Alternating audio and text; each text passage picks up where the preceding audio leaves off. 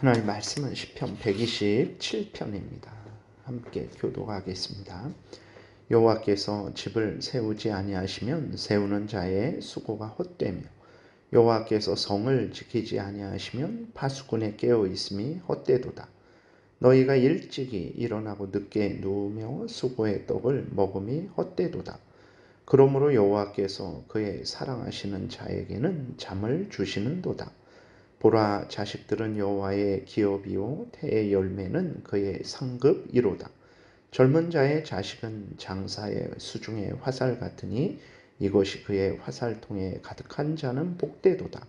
그들이 성문에서 그들의 원수와談판할 때에 수치를 당하지 아니하리로다. 아멘. 살아계신 하나님 아버지, 감사합니다. 이 시간에 하나님의 말씀을 전하고 듣습니다. 성령께서 역사하셔서 우리를 향한 하나님의 뜻을 잘 깨달아 알게 도우소서. 하나님이 알려주시는 대로 믿고 따르는 복된 신앙생활하게 도우소서. 감사드리고 예수 그리스도의 이름으로 기도드렸습니다. 아멘.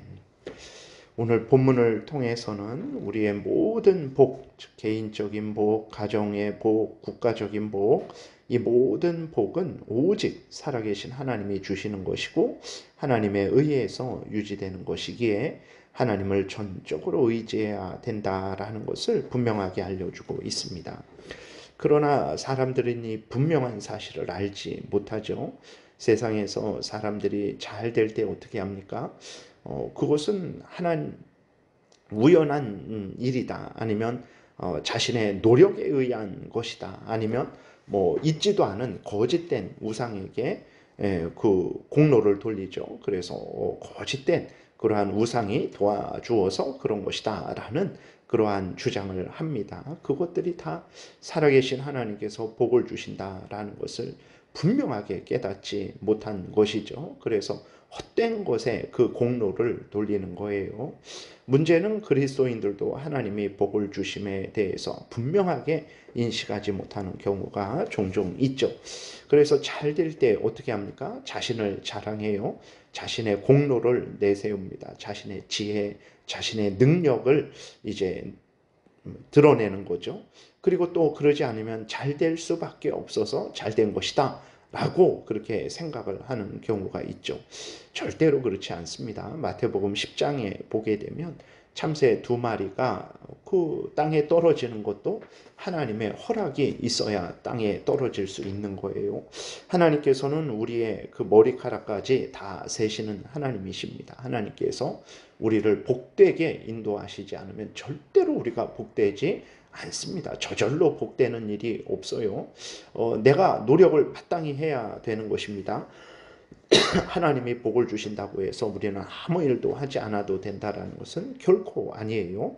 1절에 보게 되면 집을 세우는 일을 사람이 하고 있어요. 성을 지키는 일을 파수꾼이 하고 있습니다. 아무 일도 하지 않고 게으른 것은 책망받을 죄죠. 인간은 자신이 마땅히 해야 될 일을 해야 되는 것입니다. 중요한 것은 그렇게 우리들이 힘을 다해서 노력을 할 때에 하나님의 도움이 없으면 우리가 힘을 다해서 노력하는 모든 것이 헛되게 된다는 것을 우리는 항상 인식해야 되는 것입니다. 하나님이 도우시지 않으면 우리가 또 열심히 노력을 할 수가 없어요. 또 하나님이 도우시지 않으면 그 과정이 복되지를 않습니다. 하나님이 도우시지 않으면 아무리 열심히 노력을 해도 그 열매를 거둘 수가 없어요. 하나님이 도우시지 않으면 그 열매를 우리가 먹고 마시며 즐겁게 누릴 수가 없는 것입니다. 그래서 모든 일을 시작할 때에 하나님 앞에 기도해야 됩니다. 모든 일을 진행할 때에 또 하나님께 기도해야 됩니다. 모든 일을 마무리했을 때에도 역시 하나님께 기도하며 은혜를 구해야 되는 거예요. 1절에 보게 되면 여호와께서 집을 세우지 아니하시면 세우는 자의 수고가 헛되며 여호와께서 성을 지키지 아니하시면 파수꾼의 깨어 있음이 헛되도다라고 이렇게 기록이 되어 있습니다. 집을 세운다라는 것은 단순히 이렇게 벽돌을 쌓는 것만을 의미하지 않습니다. 가정의 질서를 유지하고 가족들을 돌보는 모든 가정생활을 의미하는 거죠. 성을 지킨다라는 것도 이제 단순히 요 성 적군으로부터만 지키는 그것만 의미하는 것이 아니고 국민들을 다스리고 나라를 올바르게 이끌어가는 모든 통치를 포함하는 것입니다. 그러니까 하나님이 도우셔야 가정이 복되다라는 거예요. 그리고 하나님이 도우셔야 국가가 복된 것이고 국민들이 복되게 되는 것입니다. 국민들이 바르게 살아가는 거죠. 우리는 늘 이것을 인식해야 되는 것입니다. 그래서 정치인들을 뽑을 때 누구를 뽑아야 됩니까? 하나님을 경외하는 자가 있으면 하나님을 경외하는 자를 뽑아야 됩니다. 그리고 하나님을 경외하는 자가 없다 그러면 죄를 덜 짓는 자를 뽑아야 돼요. 죄를 안 짓고 선을 행하는 자가 있으면 당연히 하나님 말씀에 근거해서 선을 행하는 자가 있으면 그를 뽑아야 되죠. 그러나 하나님의 말씀을 지키지 않는 사람들이 그 전부예요. 그러면 누구를 뽑아야 됩니까? 그 중에서 죄를 덜 짓는 사람을 뽑을 수밖에 없는 거죠. 왜 그렇습니까? 왜 그러냐면 하나님을 거역하는 자를 뽑게 되면, 죄를 더 짓는 자를 뽑게 되면 하나님이 결코 복을 주시지 않기 때문에 그렇습니다. 그렇기 때문에 고향 사람이고 아무리 내가 좋아하는 정당 사람이고 정치인일지라도 하나님을 거역하고 멀리하면 결코 뽑아서는 안 되는 거예요.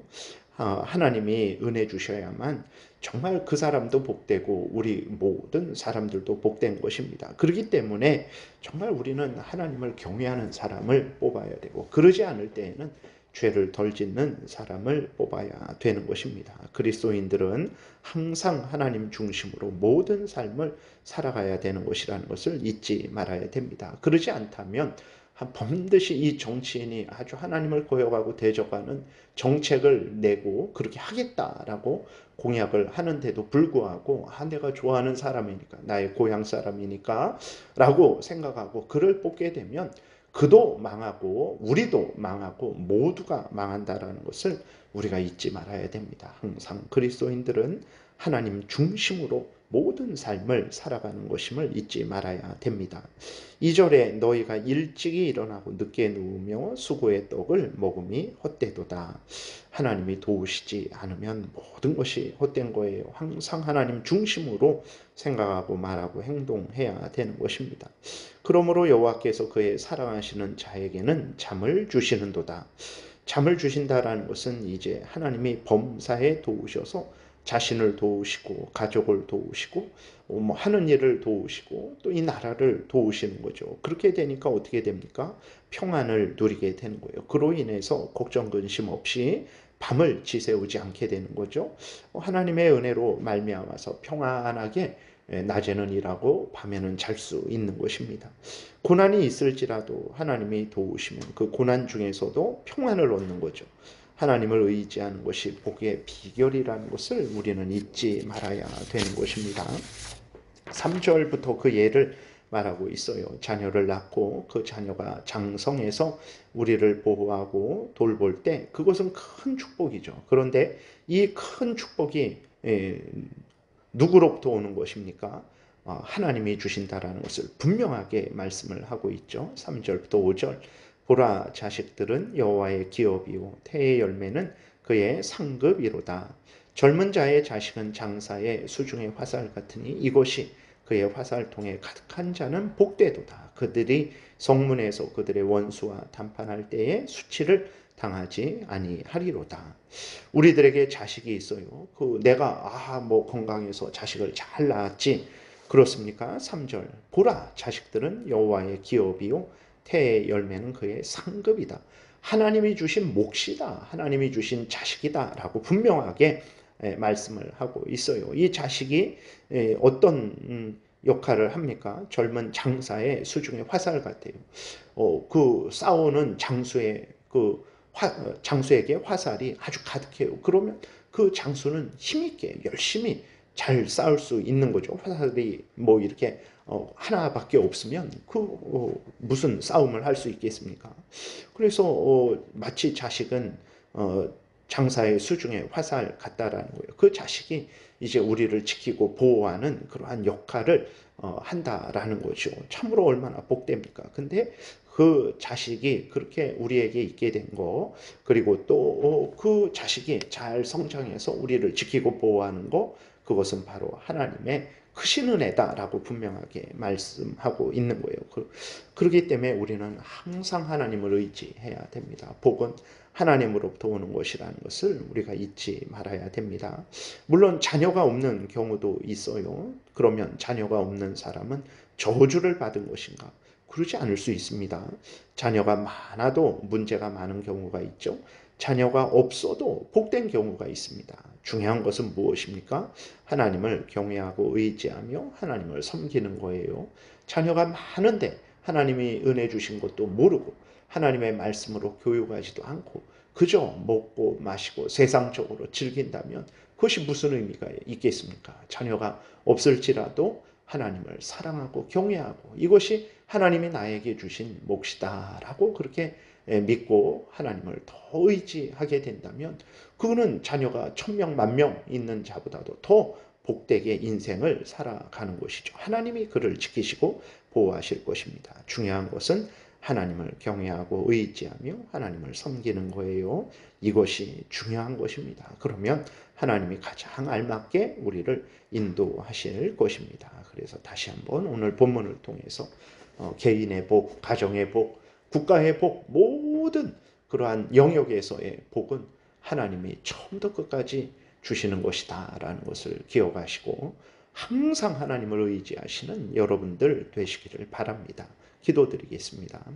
살아계신 하나님 감사합니다. 오늘도 은혜 주셔서 감사합니다. 항상 하나님을 의지하고 경외하고 하나님의 뜻을 따르게 도우소서. 이보다 더 복된 길은 없고 이보다 더 인간의 본분을 행하는 것은 없다라는 것을 분명히 깨달아 알고 열심히 감사함으로 기쁨으로 하나님을 섬기는 우리 모두가 되게 도우소서.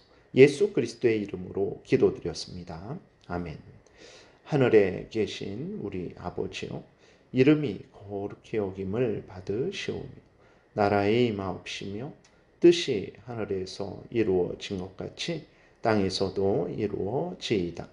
오늘날 우리에게 일용할 양식을 주옵시고 우리가 우리에게 죄 지은 자를 사하여 준 것 같이 우리의 죄를 사하여 주옵시고 우리를 시험에 들게 하지 마옵시고 다만 악에서 구하옵소서.